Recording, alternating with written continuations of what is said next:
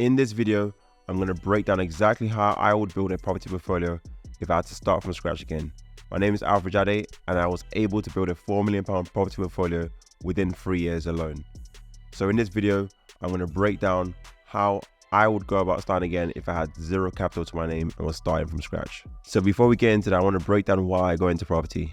So I used to work in the corporate world. I was working a project manager job at Jaguar Land Rover as a contractor. And I realized very quickly that within a year into my career, I was like, this isn't a career that was going to allow me to be able to earn or in the time frame I wanted. So initially, I always wanted to kind of build wealth from a young age, and quickly realized that my career meant that I'll be probably having to spend 10 years to try and maybe see 100, 150 grand, 200 grand a year.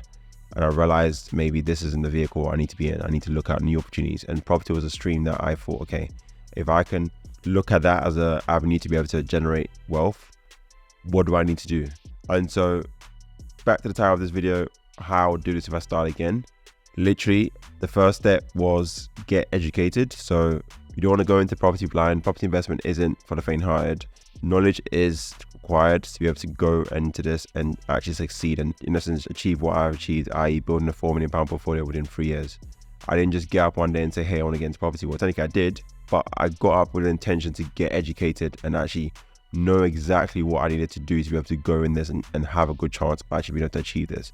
So for me, I've always had the confidence due to the fact that knowledge was there for me to be able to go and access. So kind of coming back to my point, get educated on the property investment strategy you want to execute. For myself, that was BRHMOS. So BRHMOS meaning barrier for entry finance, in the sense of houses of multiple occupants. So these are HMOs, i.e. multiple units. So I'd buy a house and I'll convert it into, let's say I'll buy a 3-bedroom house or a 4-bedroom house, and I'll convert that into a 6, 7 or 8 unit property, which I would then rent out to young professionals or students. And that was the model that saw me kind of build a high cash flow from this strategy. So I was like, this makes a lot of sense. So I went and rapidly scaled that. The second thing I'll do if I was to start again is to learn how to raise capital. For me, this was literally a game changer in the sense I was able to rapidly scale. There was no way in hell I could try and save my way. Or I could obviously, it's possible, I guess. You can save your way there. But I realized that trying to save my way there was going to take me years. On average, I could probably save maybe 20k a year from my corporate if I was being extremely good money management and just being extremely good with my money. Maybe 20k a year. To kind of get into the strategy I was looking at getting into was BRHMOS. That's at least 5 years, i.e. 20k each year for 5 years just to get 100 grand. And usually the minimum requirement for that type of deals are 100 grand. So 100 grand just seemed very long-winded, and the way to save it, trying to earn it was way too long-winded. So I quickly realized that for me to get to my outcome of building a portfolio of properties, I need to look at raising capital from other people around me. And the concept of raising money comes from being able to provide value to others who are fortunate where they maybe have money, or not necessarily fortunate, but they've got money around them and need help getting a better return on their money. And in exchange, I can then utilize that capital to go and buy a property, do what I do in terms of value-add projects, and be able to recycle the capital that I put into the property initially to be able to pay back my investors with the interest agreed as well. So that was something that when I got exposed to, it just allowed me to literally propel in terms of buying multiple properties at the same time, and even just buying my first one, right? My first ever deal I did, I raised money for that property deal.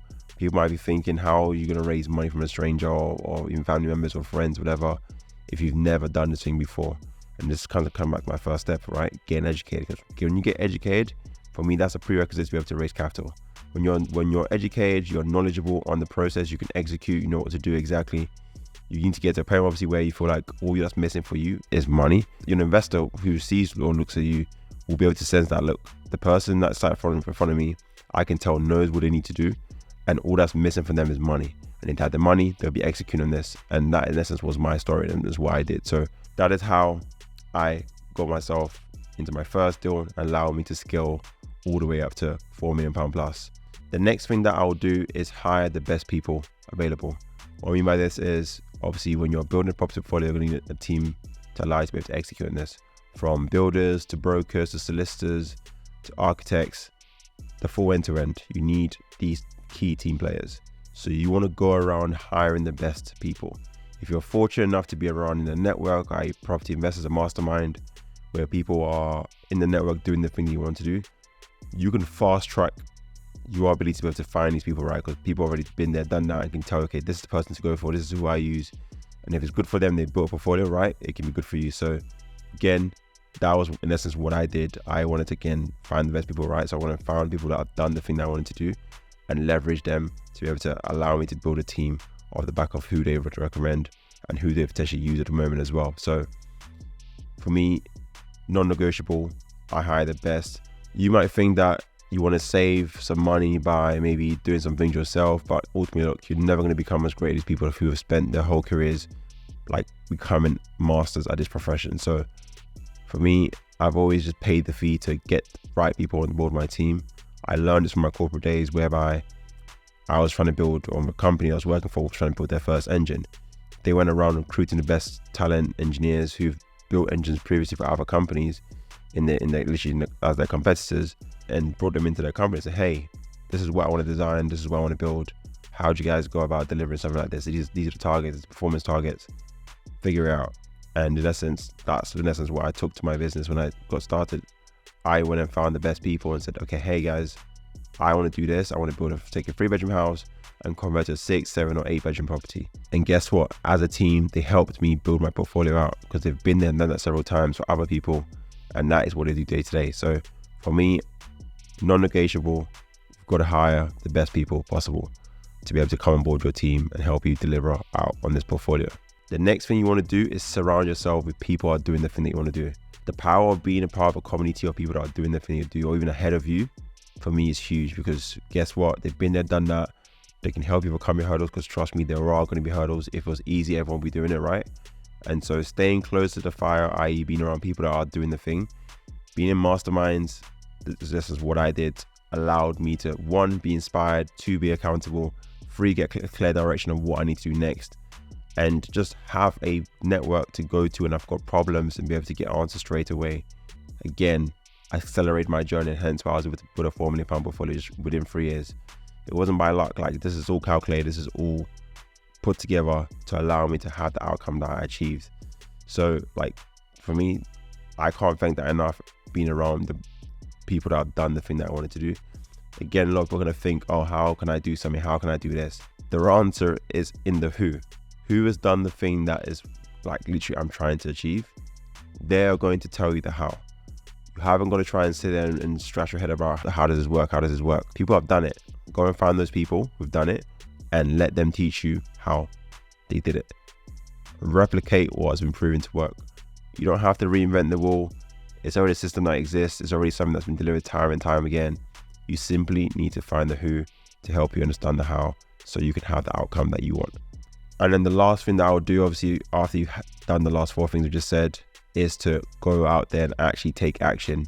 Do the deals, i.e. go and identify the investment area, find the properties that you can convert from a 3-bedroom house, 4-bedroom house into a 6 or 7 or 8-bedroom property, which then allows you to have the outcome that you want. And do that in parallel alongside having a great team, i.e. you want to have a great build team that you can know that if you were to allocate these projects to, they can go out there and build this out for you, and again allow you to be able to fast track your way and being able to build this. And again, this is what I did. So if you want to scale, you've got to find an area whereby there's enough volume, i.e. enough stock of properties that you can convert into what your end product is, so you can keep time and time again going to market, or maybe getting creative or find enough market opportunities to be able to then go out there and be able to buy and keep renovating, adding to your portfolio, and in essence building, similar to what I did, a £4 million portfolio within 3 years. So that's how I would build a property portfolio again, if I had to start from scratch with 0 money to my name and build myself back up to a £4 million property portfolio. Obviously, if you're interested in working with myself and my team, there's a link in the description for you to be able to reach out to see if you're a good fit. If not, that's fine. I will see you in another video. Take care.